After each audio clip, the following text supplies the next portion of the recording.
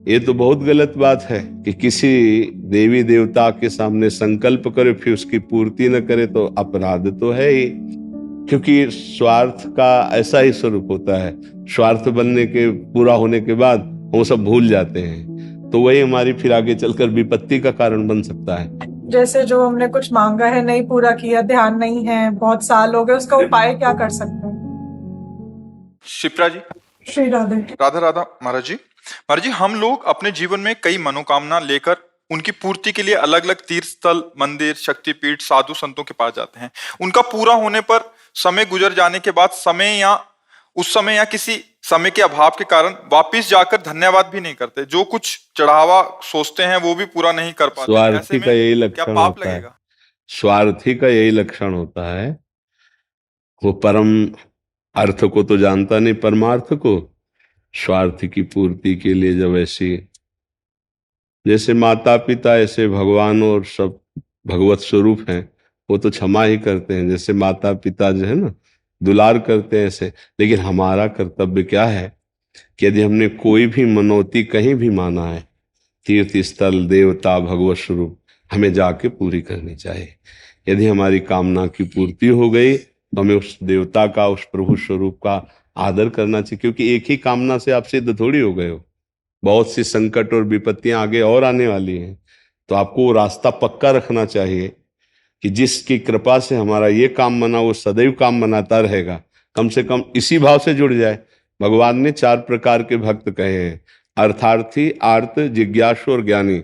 अर्थार्थी भगवान से धन प्राप्ति करने वाला, आर्त जो भगवान से अपनी संकट निवृत्ति चाहता है, जिज्ञासु जो भगवान को जानना चाहता है, और ज्ञानी जो भगवान में स्थित हो चुका है। तो इसलिए ये तो बहुत गलत बात है कि किसी देवी देवता के सामने संकल्प करे फिर उसकी पूर्ति न करे, तो अपराध तो है ही। और वो बड़े कृपालु हैं, हम बच्चे हैं, वो क्षमा कर देते हैं, पर हम अपने कर्तव्य से च्युत हो गए। अब आगे आगे जब विपत्ति आएगी, संकट आएगी, कामना आएगी, तो आपकी हिम्मत है कि संकल्प करे कि हम आपको ऐसा, तो आपका खुद मन कहेगा कि हम तो बहुत बेईमान है, कहा था एक बार, पूरा लेके अब फिर मांगने जा रहे हैं उनसे। तो मुझे लगता है ऐसा कोई संकल्प ही मत करो, प्रार्थना करो। क्योंकि माता पिता से कोई हम संकल्प थोड़ी करते हैं कि हम आपको ये खिला देंगे, आपको ये पिला देंगे। अरे उन्हीं का सब कुछ है ही। प्रार्थना करते हैं तो इससे फिर बच जाओगी। प्रार्थना करें कि भगवान आप कृपा करो, आप सर्व सामर्थ्यशाली हो, मेरे सामने समस्या है अर्थ की, संकट की, आप कृपा करके निवृत्त कर दो। तो प्रार्थना की निवृत्त हो गया तो कोई बात नहीं है। अगर संकल्प किया तो फिर करना चाहिए। तो किसका? आपका है।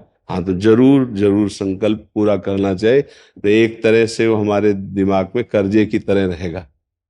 क्योंकि स्वार्थ का ऐसा ही स्वरूप होता है, स्वार्थ बनने के पूरा होने के बाद हम सब भूल जाते हैं, तो वही हमारी फिर आगे चलकर विपत्ति का कारण बन सकता है।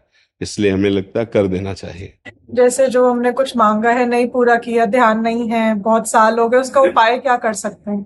मांगा, आपका काम पूरा हो गया, आपने वो कार्य नहीं किया, अब कर लेना चाहिए। मान लो 100 रुपये का मांगा है तो 110 रुपये का कर लीजिए, थोड़ा और बढ़ाकर कर लीजिए।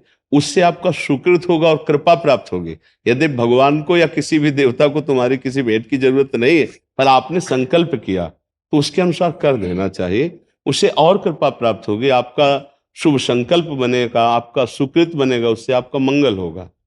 जी।